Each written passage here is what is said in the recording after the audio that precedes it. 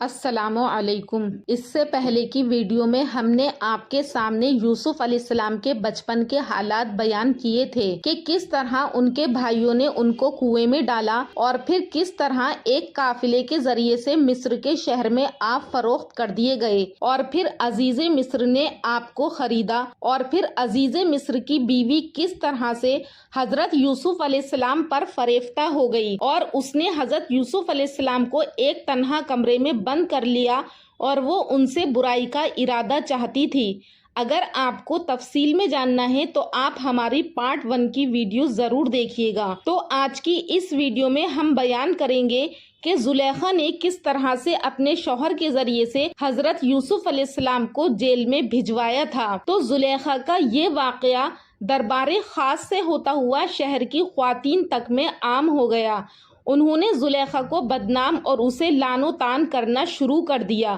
جس کا ذکر قرآن کریم میں یوں کیا گیا ہے، اور عورتوں نے شہر میں چرچا کیا کہ عزیز کی عورت اپنے غلام کو چاہتی ہے، اس کی محبت میں فریفتہ ہو گئی ہے، ہم تو اسے صریح غلطی پر دیکھتے ہیں۔ زلیخا جب ان عورتوں کے طنز سے تنگ آ گئی تو اس نے ان عورتوں کو اپنے گھر کھانے پر مدعو کر لیا۔ پھر جب سب خواتین کھانے کی دعوت پر آ گئیں تو اس نے ان میں سے ہر ایک کو پھل تراشنے کے لیے ایک ایک چھری دی اور پھر یوسف علیہ السلام سے کہا کہ ان کے سامنے چلے آؤ۔ تو ان عورتوں نے جب حضرت یوسف کے حسن و جمال کو دیکھا تو ایسی مدہوش ہوئیں کہ پھل تراشنے کی بجائے اپنے ہاتھ کاٹ لیے اور بے اختیار بول اٹھی کہ سبحان اللہ، یہ انسان ہرگز نہیں، یہ تو یقیناً کوئی بہت بزرگ فرشتہ ہے۔ جب زلیخا نے دیکھا کہ یہ عورتیں تو یوسف کے جلوہ حسن سے مبہوت و مدہوش ہو گئی ہیں تو اس نے کہا کہ یہی وہ غلام ہے جس کے بارے میں تم مجھ پر لعنت و ملامت کر رہی تھی۔ میں نے ہر چند اس سے اپنا مطلب حاصل کرنا چاہا لیکن اس نے اپنے آپ کو روک لیا، اور جو کچھ میں کہہ رہی ہوں اگر یہ وہ کام نہیں کرے گا تو قید کر دیا جائے گا اور رسوا ہوگا۔ اسی طرح مفسرین لکھتے ہیں کہ اس واقعے کے بعد وہ عورتیں بھی زلیخا کی ہمنوا ہو کر اس کی تائید و حمایت کرنے لگیں، جس کی بنا پر زلیخا مزید نڈر ہو گئی۔ تو آپ نے اپنے رب سے التجا کی کہ اے میرے پروردگار، جس کام کی طرف یہ مجھے بلاتی ہیں اس کی نسبت مجھے قید پسند ہے، اور اگر تو مجھ سے ان کے فریب کو نہ ہٹائے گا تو میں ان کی طرف مائل ہو جاؤں گا اور نادانوں میں داخل ہو جاؤں گا۔ زلیخا کے داؤں پہ جب ناکام ہو گئے تو حضرت یوسف کو قید خانے میں ڈالنے کا اس نے ارادہ کر لیا۔ اس نے اپنے شوہر کو مجبور کیا کہ اس کی جس قدر رسوائی اور بدنامی ہو چکی ہے اس کے توڑ کے لیے یوسف کو قید خانے میں ڈال دیا جائے تاکہ لوگوں کو معلوم ہو کہ زلیخا بے قصور ہے۔ حضرت یوسف علیہ السلام کی عفت و پاک دامنی ثابت ہونے کے باوجود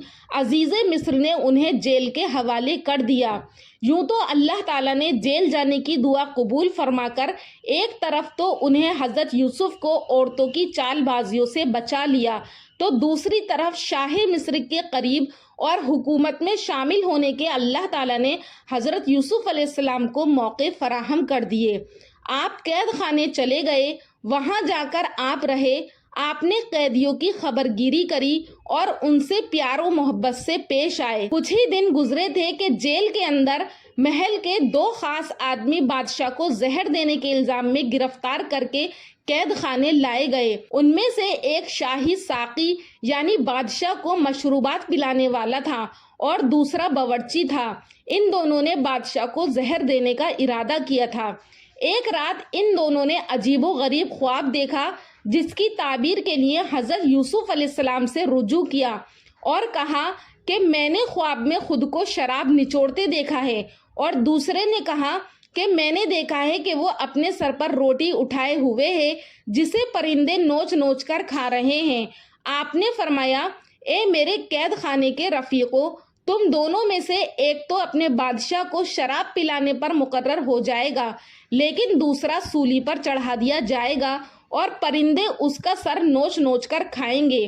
آپ نے دونوں اشخاص میں سے جس کی نسبت خیال کیا کہ وہ رہائی پا جائے گا تو اس سے کہا کہ آپ اپنے آقا سے جا کر میرا بھی ذکر کرنا، لیکن شیطان نے ان کا اپنے آقا سے ذکر کرنا اس ساقی آدمی کو بھلا دیا، اور اسی طرح سے یوسف علیہ السلام کئی سال تک جیل خانے میں ہی رہے۔